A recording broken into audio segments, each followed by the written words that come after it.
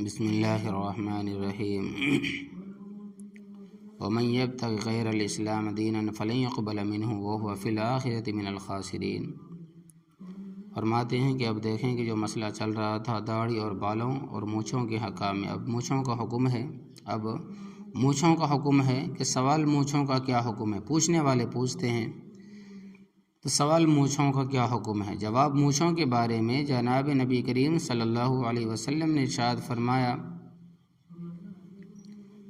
کہ بخاری کی روایت ہے کہ یعنی مشرکین کی مخالفت کیا کرو، مونچھوں کو اچھی طرح ترشواؤ اور داڑیاں خوب بڑھاؤ، چونکہ داڑھی مونڈنا اور مونچھیں بڑھانا مشرکین کا طریقہ ہے۔ اس کے خلاف داڑھی بڑھانا اور مونچھیں کٹوانا حضرات انبیاء علیہ الصلاۃ والسلام کا طریقہ ہے۔ اس لیے جناب نبی کریم صلی اللہ علیہ وسلم نے اس بارے میں سختی سے فرمایا، کیا فرمایا؟ یعنی کہ جو شخص مونچھیں نہ تراشے وہ ہم میں سے نہیں۔ لہذا مونچھوں کو اس طرح بڑھانا جیسا کہ مشرکین اور سکھ بڑھاتے ہیں، مونچھوں کے بال منہ میں گھس جائیں، مونچھوں کے بال منہ کے اندر گھسے جا رہے ہوں یا آسمان کی طرف اٹھے ہوئے ہوں، یہ طریقہ دین اسلام کے خلاف ہے۔ انبیاء علیہ الصلاۃ والسلام کی سنت اور ان کے طریقے کے خلاف کرنا کس قدر گناہ کی بات ہے۔ وضع میں تم ہو نصارہ تو تمدن میں ہنود، وضع میں تم ہو نصارہ تو تمدن میں ہنود، مسلمان ہیں جنہیں دیکھ کے شرمائیں یہود۔ تو مونچھوں کو تراشنے کا حکم، سوال مونچھوں کو کس طرح کاٹا جائے۔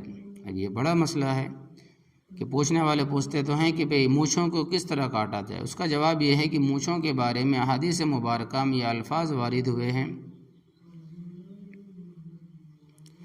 کہ آخری کے دونوں الفاظ مبالغہ پر دلالت کرتے ہیں،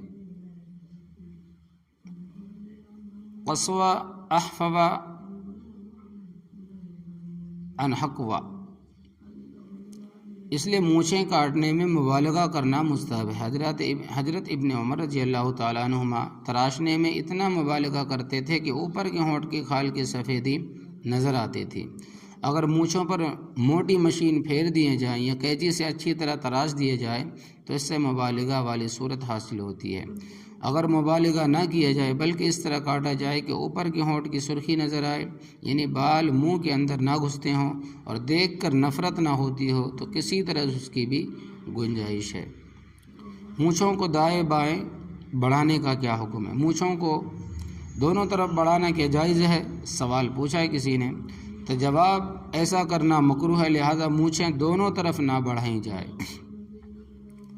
سوال مجاہدین کے لیے میدان جہاد میں مونچھیں بڑھانے کا کیا حکم؟ جواب مجاہدین کے لیے میدان جہاد میں اس نیت سے مونچھیں بڑھانا تاکہ دشمن پر رعب رہے شرعاً جائز ہے، بشرطے کہ اوپر کی ہونٹ کی سرخی نظر آئے، چھپے نہ سکھوں کی طرح۔ سوال استرا یا بلیڈ سے مونچھیں مونڈنا جائز ہے یا مکروہ؟ جبکہ بعض حضرات مونڈنے کو مکروہ سمجھتے ہیں، کیا مونچھوں کو مونڈنا واقعی مکروہ ہے؟ جواب بالاتفاق امام اعظم ابو حنیفہ و صابحین رحمۃ اللہ علیہ مونچھوں کو مونڈنا یا ایسا کاٹنا جو کہ مونڈنے کی طرح ہے، جو کہ مونڈنے کی طرح ہو، سنت ہے۔